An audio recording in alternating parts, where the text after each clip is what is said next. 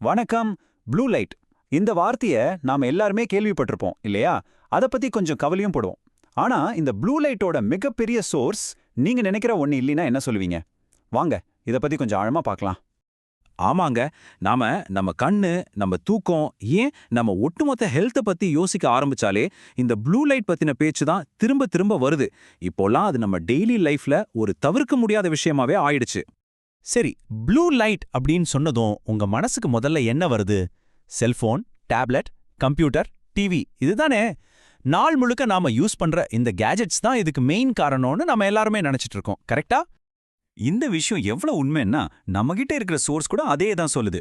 Cellphone, tablet, computer, TV இது எல்லாமே blue லைட்டை வெளியிடுதுன்னு அது தெளிவா சொல்லுது. இது ஒண்ணு நமக்கு புதுசு இல்ல, நமக்கு ஏற்கனவே தெரிஞ்ச ஒரு விஷயம்தான். ஆனா இங்க தான் ஒரு பெரிய ட்விஸ்ட் இருக்கு. ஒருவேளை இந்த ப்ளூ லைட்டோட மிகப்பெரிய சோர்ஸ் நீங்க பார்த்துட்டு இருக்கிற எந்த ஒரு ஸ்கிரீனுமே இல்லைன்னு சொன்னா நம்புவீங்களா? இங்க தான் விஷயமே ஆரம்பிக்குது. பாருங்க, உண்மையான பிரச்சனை நம்ம கையில இருக்கிற ஸ்கிரீன்ல இல்ல. அதுக்கு பதிலா நம்ம ரூம் முழுசையும் வெளிச்சமாக்குற இந்த மாதிரி ஒரு சாதாரண லைட் பல்ப்ல இருந்து தான் வருது. ஆச்சரியமா இருக்குல்ல? ஆனா இதுதான் நாம இவ்ளோ நாளா மிஸ் பண்ணின ஒரு முக்கியமான பாயிண்ட். நம்ம சோர்ஸ் கூட இதை இன்னும் தெளிவா சொல்லுது. உங்க வீட்டை ப்ளூ லைட்டால நிரப்புறதுக்கு ஸ்கிரீன்ஸ் மட்டும் காரணம் அல்ல அப்படின்னு. இதுல அந்த வீட்டை நிரப்பும்ங்கிற வார்த்தையை கவனிச்சிங்களா? அது ரொம்ப முக்கியம். அப்படின்னா ப்ளூ லைட் நம்மள சுத்தி எல்லா இடத்துலயும் இருக்குன்னு அர்த்தம். அப்போ அது என்ன சோர்ஸ்? வேற ஒண்ணும் இல்ல, எல்இடி தான். அதாவது லைட் எமிட்டிங் டயோட்.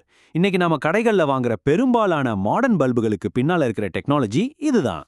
சரி, ஒரு ஸ்கிரீன்ல இருந்து வர்ற லைட்டுக்கும் இந்த ரூம்ல இருக்கிற லைட்டுக்கும் என்ன வித்தியாசம்? கொஞ்சம் யோசிச்சு பாருங்க.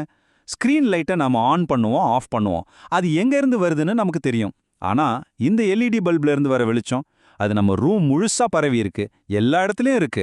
பல சமயம் அது இருக்கிறதே நாம பெருசா கண்டுக்கிறது இல்ல. அப்போ நாம புரிஞ்சிக்க வேண்டிய முக்கியமான விஷயம் என்னன்னா, இந்த பிரச்சனை வெறும் ஸ்கிரீன் டைம் பத்தினதை மட்டும் இல்ல. இது நாம வாழ்ற, வேலை செய்யற, ரெஸ்ட் எடுக்கிற, நம்மள சுத்தி இருக்கிற மொத்த சூழலையும் பத்தினது. நம்ம பார்க்கற விதத்தை மாற்ற வேண்டிய நேரம் இது. அப்போ நம்ம தூக்கத்தையும் நம்ம ஹெல்த்தையும் பாதிக்கிற பிரச்சனையே நம்மள சுத்தி இருக்கிற இந்த ரூம் தான் அப்படின்னா, அதை நாம எப்படி ஆஃப் பண்றது? இது நாம ஒவ்வொருத்தரும் நம்ம வீட்ல இருந்து யோசிக்க வேண்டிய ஒரு ரொம்ப முக்கியமான கேள்வி.